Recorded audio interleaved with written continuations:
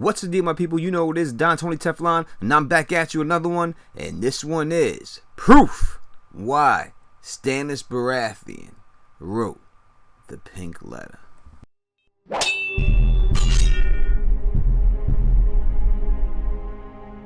Your false king is dead, bastard. He and his host were smashed in 7 days of battle. I have his magic sword. Tell his red whore. Your false king's friends are dead, their heads upon the wall of Winterfell. Come and see them, bastard. Your false king lied, and so did you. You told the world you burned the king beyond the wall. Instead, you sent him to Winterfell to steal my bride from me. I will have my bride back. If you want Mance Rayder back, come and get him. I have him in the cage for all the north to see. Proof of your lies. The cage is cold, but I have made him a warm cloak from the skins of the 6 whores who came with him to Winterfell.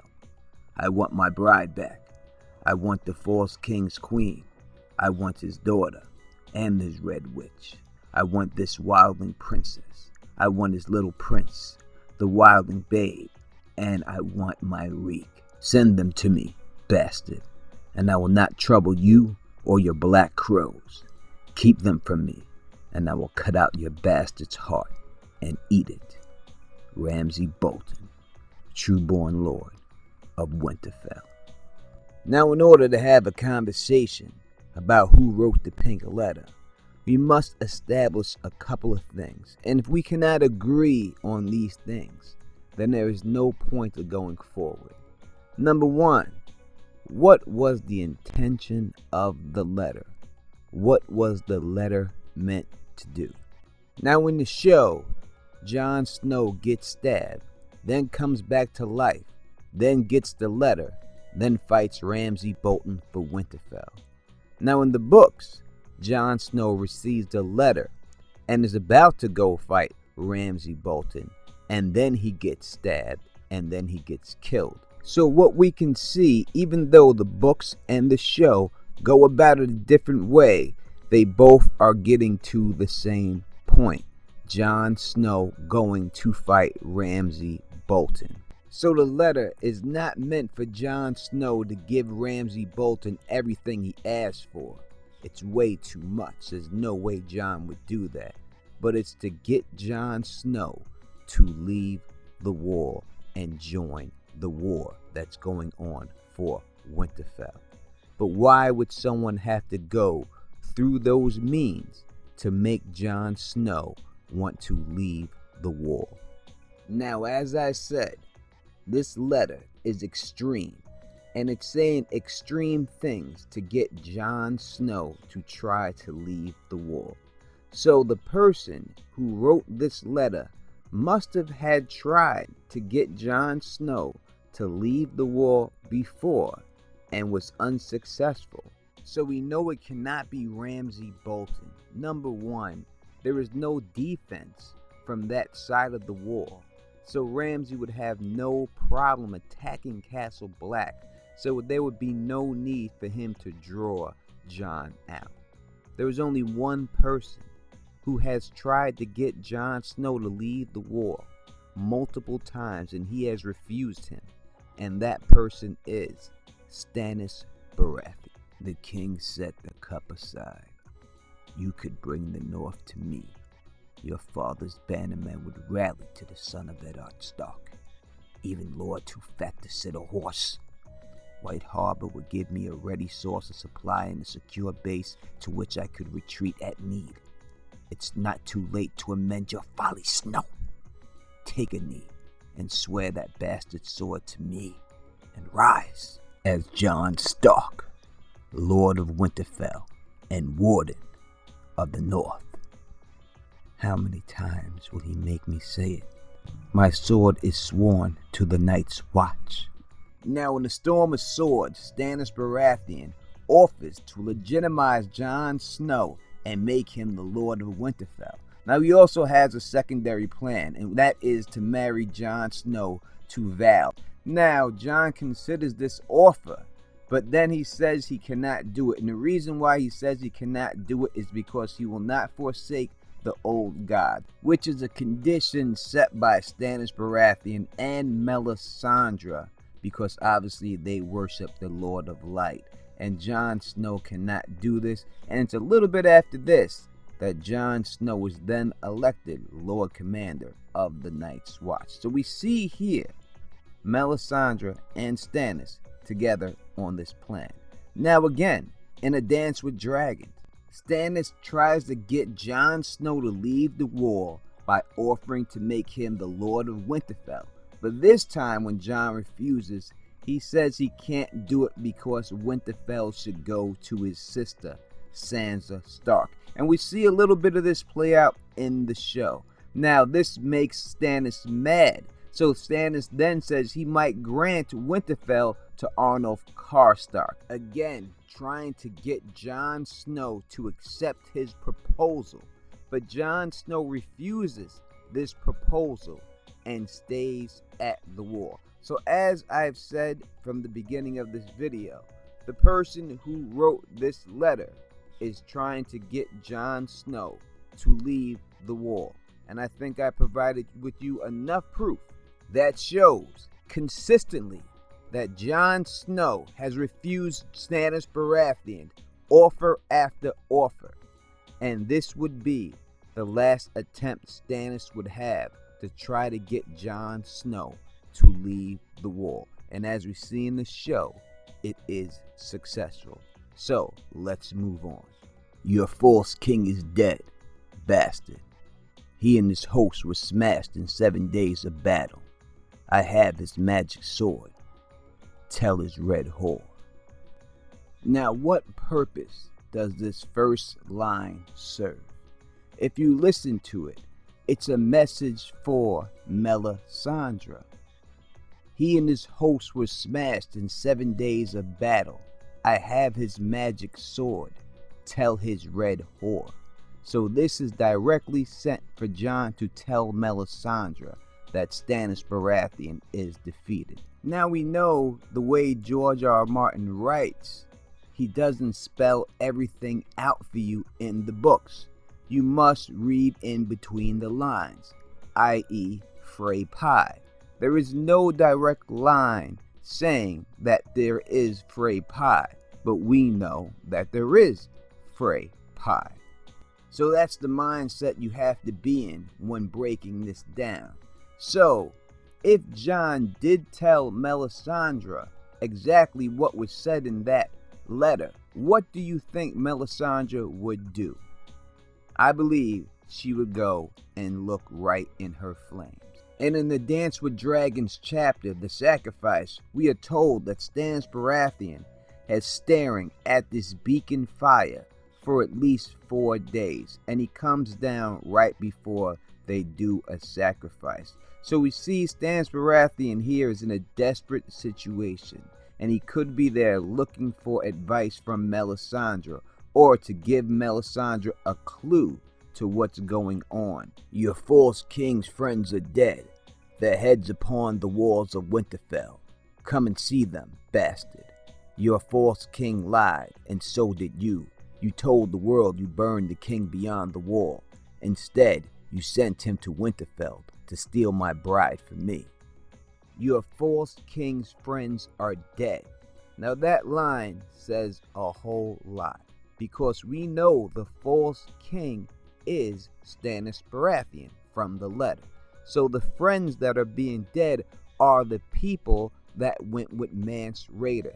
So if Ramsay did catch Mance, and Mance told him this, how could that be? Because we are led to believe that only Jon Snow, Mance Rayder, and Melisandre know about the plan of Mance Rayder to go to Winterfell. So why would Stannis' name be brought up as friendship? Why he is down with the whole plan if he supposedly has nothing to do with it or knows nothing about it? Because we are led to believe that this letter is a direct result from the interrogation that Ramsay Bolton did on Mance Rayder, and Mance Rayder just gave everything up and said, hey, I'm really Mance Rayder, the king beyond the wall. Jon Snow thought he killed me, but he didn't kill me. Melisandre really glamored me, and then he sent me down here to steal Arya Stark, because he would have had to tell this whole story. And then Ramsay would also have had to believe all this glamoring and all this story in order for this letter to have been written by Ramsay Bolton, which is a reason why you should know it was not written by Ramsay Bolton. Stannis Baratheon knows how much respect Jon Snow has for Mance Rayder. We've seen this play out in the show when Stannis burns Mance and Jon shoots him in the chest. Now we know that doesn't happen in the books, but we see the respect play out over and over again, how much respect Jon Snow has for Mance. So by Stannis saying these things about Mance, it's going to make Jon Snow know that he has to come and save his friend, because he also says that Mance is still alive, right? He's holding him hostage. So make Jon Snow want to come and save the day. So how would Stannis Baratheon know about this plot with Melisandre, Jon Snow, and Mance? Well, we can go to the Winds of Winter chapter, Theon, for that answer. He tried to tell her all about it, about Reek and the Dreadfort and the keys, how Lord Ramsay never took anything but skin unless you begged for it. He told her how he saved the girl, leaping from the castle wall into the snow. We flew. Let Abel make a song about that. We flew. Then he had to say who Abel was, and talked about the washerwomen who weren't truly washerwomen. By then, Theon knew how strange and incoherent all this sounded, yet somehow the words would not stop. So while Thea and Asha are being held captive by Stannis Baratheon in the Crafter's Village, Theon spills his guts about everything he knows about Abel and the washerwomen, and they point this out. Now, I think that Stannis Baratheon already knew about Mance Rayder and knew about Rattleshirt prior, but I think this lets him know that Mance Rayder is in trouble and the plan has gone awry. Now, as I said, there is no direct proof in the book that Stannis Baratheon knew about Jon Snow, Melisandre, and Mance Rayder's Rattleshirt plot. But as I said, we must read in between the lines. And I think if we look at what happened between Val, Jon Snow, and Stannis, it's clear to see that Stannis knew about this. Now, in order to unite the wildlings in the north, Stannis' plan is to marry Jon Snow and make him the Lord of Winterfell to Val. But then Val says this: Lord Crow is welcome to steal into my bed any night he dares. Once he's been gelded, keeping those vows will come much easier for him. So we see here that Val is wild. You cannot control her. She's going crazy, right? She's out of the box. She's off the hook. So no way you're going to just be able to run up on her and do whatever you want with her. Now Val begs Stannis Baratheon, begs him to spare Mance Rayder's life. And what does she offer if he does spare it? She offers that she will marry whoever he wants her to. So during the burning of Mance Rayder, who is actually Rattleshirt, we see Val standing there in her sister's clothes, looking regal like a princess, not causing a fuss, not going crazy, not shedding tears, just standing there. Why? This is the person that we just heard would cut off Jon Snow's dick if he jumped into bed with her. So where is the craziness? Unless she cut a deal with Stannis, and she knows that that is not Mance Rayder being burnt, and also Stannis knows. That is why she is wearing the simple bronze dark circlet as a crown, the same thing that the King of Winter would wear, because he has planned, Stannis, to marry her to Jon Snow and make him Lord of Winterfell. So by putting this in the letter, it's trying to convince Jon Snow that Ramsay really did catch Mance Rayder, and he gave all that information up to him. But I think Stannis Baratheon gives himself away by saying their heads upon the walls of Winterfell, which we know putting heads on spikes is something that they do in the South, not something that Ramsay would do. He would fillet the body and put it on a cross and send a piece of skin with the letter, letting you know that Ramsay Bolton did it. As Asha Greyjoy found out in the Wayward Bride chapter in A Dance with Dragons, when she is at Deepwood Motte after she escapes from the Iron Island after the King's Moot, and she receives a letter from Barrowtown that Moat Cailin has been taken back by the Boltons. And this message is written in the blood of the Iron Men and has a piece of skin of Theon in it as a warning to her. Now when Stannis and his Flint men take Asha captive, he takes control of this letter, which has a really big John Hancock of Ramsay Bolton's signature. Also, more proof that he has this letter is that Stannis uses his own blood to sign the letter for the Iron Bank of Bravos. Now the next chapter is basically just trying to get Jon Snow to go out there and leave the wall by saying all the bad things he did to the ladies that went down there with Mance. But it's the final chapter that we have to focus on that really spells it out that Stannis wrote this letter. I want my bride back. I want the false king's queen. I want his daughter and his red witch. I want this wildling princess. I want his little prince, the wildling babe, and I want my reek. Now let's unpack that a little bit. First off, we know that Stannis Baratheon has Reek captive. So, if this letter was true, and Stannis died, as he said, in the battlefield, and he had them, he would already have Reek, because Reek is with Stannis. So that's how we know that that is false. Also, we have to go to the Winds of Winter chapter once again to prove that Stannis Baratheon wrote this, because these words are exactly the same. While being held captive by Stannis Baratheon and realizing that Stannis plans on killing him, this is what Theon says to Stannis. Frey and Mandalay will never combine their strength. They will come for you, but separately. Lord Ramsay will not be far behind them. He wants his bride back. He wants his reek. So we can easily see, we can match up the words that Theon said that Ramsay would want to the pink letter. Easily seeing that Stannis Baratheon would have his maester, which is the maester from the Dreadfort that he has captured with him. And that is the reason how Stannis would have a pink smear of wax. From the Winds of Winter sample chapter, Theon. Stannis did not reply at once. He studied the man before him, his brow furrowed. Get up! The maester rose. You are a maester at the Dreadfort. How is it that you are here with us? Lord Arnulf brought me to tend to his wounded. Tend his wounded or his ravens? Both, your grace. We can also see that Val is referred to as a wildling princess in this letter. The only person in all the books that calls Val a wildling princess is Stannis Baratheon and his people.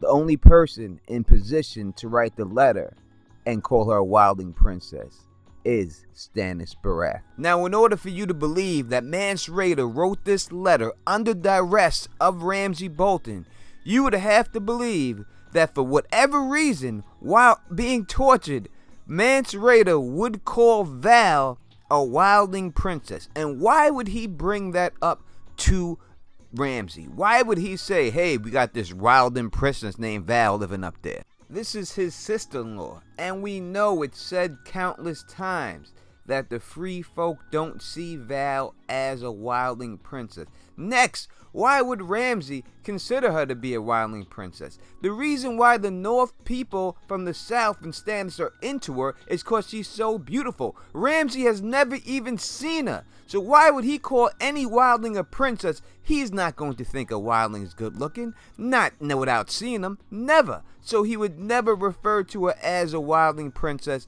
And wildling is basically the N-word for all of the people beyond the wall. Why would Mance say this about his own people? It just doesn't make sense. Now, the one argument I constantly hear is that this is not in Stannis Baratheon's character. Even though we know Stannis used a shadow baby to kill his own brother, yet people want to say this is not in his character. So let me refer to you once again to the Theon Winds of Winter sample chapter to bust this theory that this is not his character. This is Stannis Baratheon talking to Justin Massey as he sends him to the war. "It may be that we shall lose this battle," the king said grimly. "In Braavos, you may hear that I am dead. It may even be true. You shall find my sellswords nonetheless." The knight hesitated. "Your grace, if you are dead, you will avenge my death and sit my daughter on the Iron Throne." Now we clearly hear Stannis tell Justin, "You may hear that I'm dead. It may even be true. But even so, still continue to do what I asked you to do." And Justin's like, "Why would I do that if you're dead?" And he's like, "Well, then because you have to avenge my death and sit my daughter on the Iron Throne. That's why you have to keep doing it." Really, you can see that it's a plan by Stannis to fake his own death. And he knows that Justin Massey is going to hear about this, but he wants Justin to still continue because he knows he's not going to be dead. He's still going to need those soldiers. And why does he know Justin's going to hear about this? Because he's sending Justin to the war with Tycho No Storage with the fake Arya. And by that time, the pink letter will have already arrived, and Justin will then hear that Stannis is dead. And that should be enough proof to prove to you all that is in Stannis Baratheon's character to do that, to win by any means necessary.